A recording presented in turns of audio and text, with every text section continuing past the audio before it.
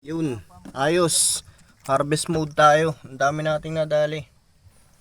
Meron pang isang species na hindi natin kilala. May kulay white na dot siya. So lahat yan good size. Isang pamain lang talaga yung ginamit ko. Yung ating luminous. Pulbadoy luminous ng kare. So may buwan agad. Sikat na agad ang buwan.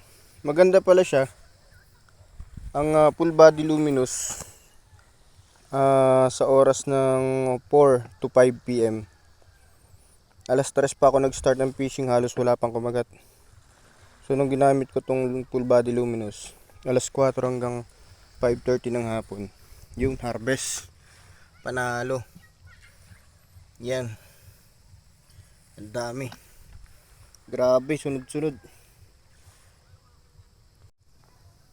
So yun guys, sa lahat ng tumangkilik ng ating pamain ng full body luminous at saka lahat ng design ni Monster Cara, maraming salamat. Fish on!